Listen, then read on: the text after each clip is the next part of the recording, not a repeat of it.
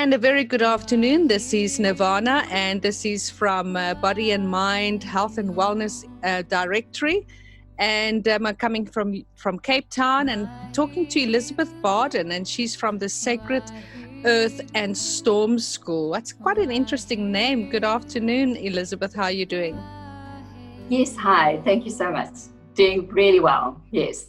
Doing different things at a different time. Yes, exactly. All in hashtag love in the lockdown and hashtag lockdown. Yes. Yeah, creating new possibilities. Yeah. That's right. And Elizabeth, what is Sacred Earth and Storm School? How did you start this journey? What were the reasons that you decided this is something that you wanted to do?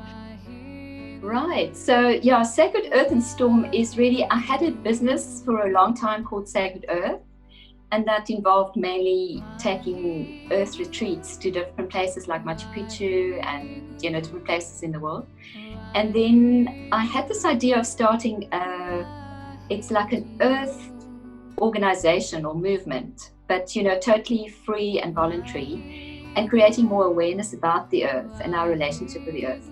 So the name that I finally got was just Storm. And I thought, what's Storm? But anyway, if you look at it's like what do they call it? An acronym it stands for Speak to Our Real Mother. And that's really our real mother. It's the earth. So, it's interesting. I was just thinking, I've always been in some way a communicator. I was an attorney before a lawyer, and I used to make my living from speaking mainly. But then I became aware, there's another, and that is the earth. And we don't really know how to speak to her. And it's been a journey for me to remember how I can speak to her and kind of helping others to experience that too, or become aware of that possibility of speaking to her in a different way.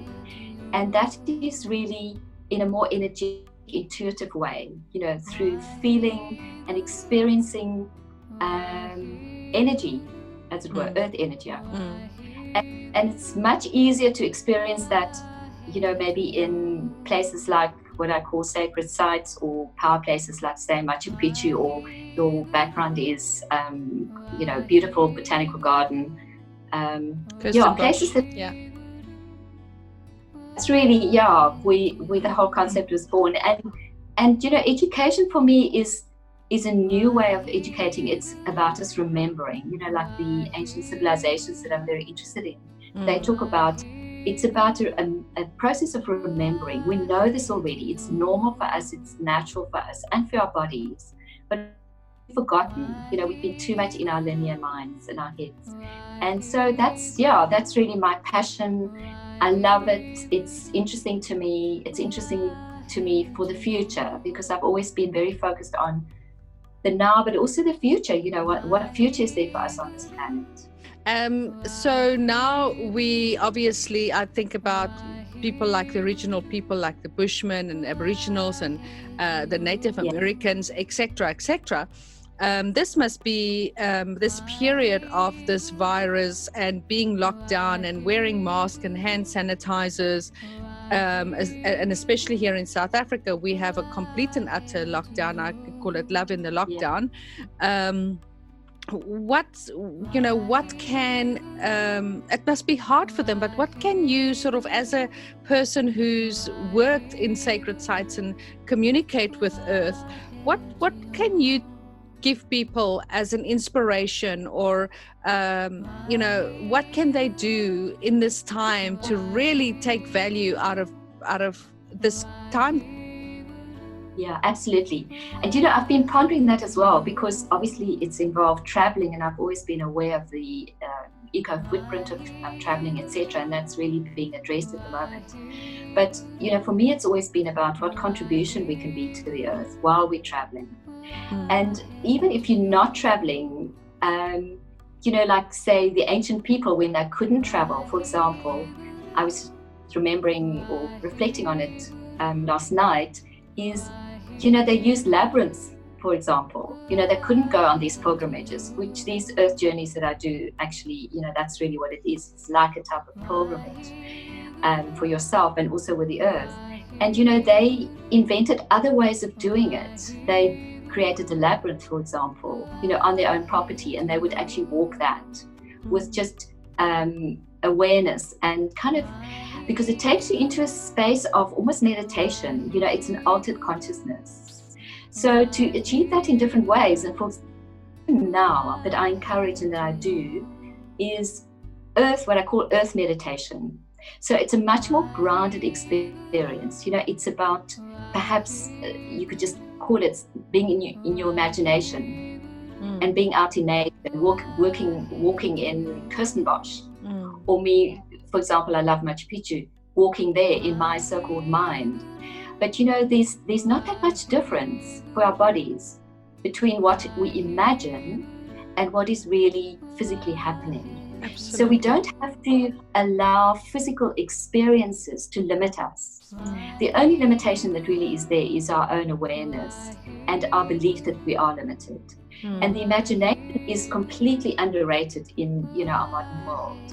And that's what the ancient civilizations like the Mayans, that, you know, I'm going to speak about or just talk about, which is a great passion of mine. You know, they were called star walkers, and they worked what they called creative imagination. So it was an active imagination, you know, where you would work with your imagination, but it's also, in a way, it's more than that. Yeah. Creating at the same time. Yes. You know, there's imagination, but it's active in the sense that you're also creating with. Totally. Yeah. Our thought creates our reality. That's exactly. It's creating a different reality. Yes. So at the same time. Yeah. So we're going to speak at our Wellness Day, which was going to be in Cape Town at the Radisson Hotel in Newlands in May. Yes. And we have now postponed that to September. And you'll definitely be talking about the Mayans and stuff like that. And I'm really glad that you've reminded me about the labyrinth, because I've got a labyrinth in my garden, a 3-tier labyrinth. Please use it.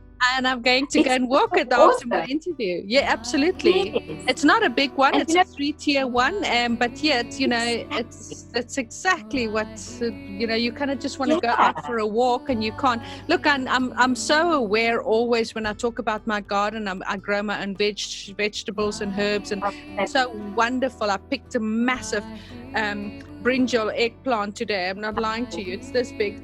How blessed are you? Yeah, and you know, and I think about I think about people who are stuck in, you know, the 20th floor, stuck in a flat, who cannot go out, who has to open a window, and this is, I think, one of the nuggets that you've given is, do it in your imagination. You can do it anywhere.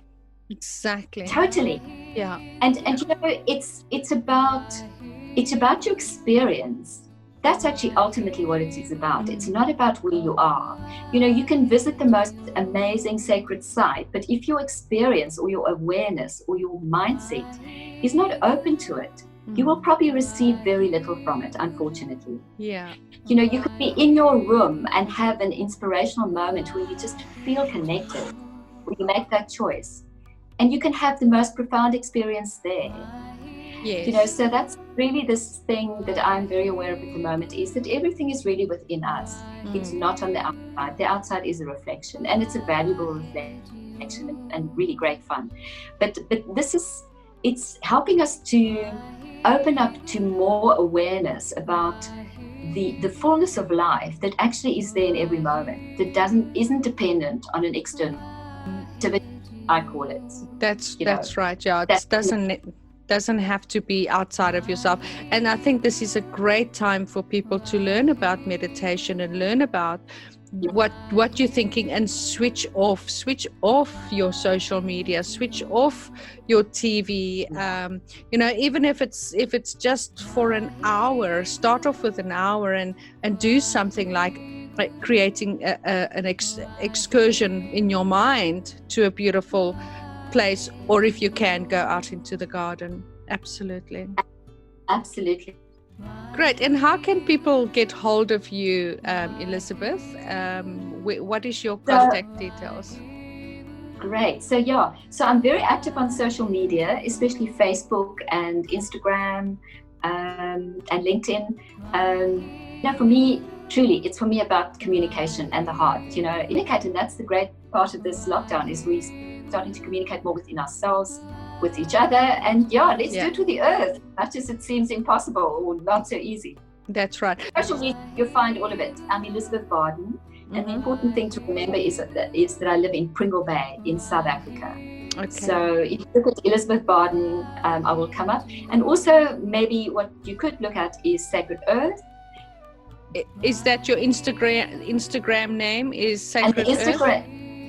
Yeah, so my Instagram name is Elizabeth Bardin, Sacred Earth, all one word. Fantastic. And there's also Sacred Earth and Storm School on Instagram. Great. Yeah. And then if you've missed any of that, please look at the links below and in our chat, as well as you can go to Body and Mind website, which is bodyandmind.coza. You can also download the Body and Mind Health Directory app in your Apple as well as in your Play stores, and you can interact with us that way.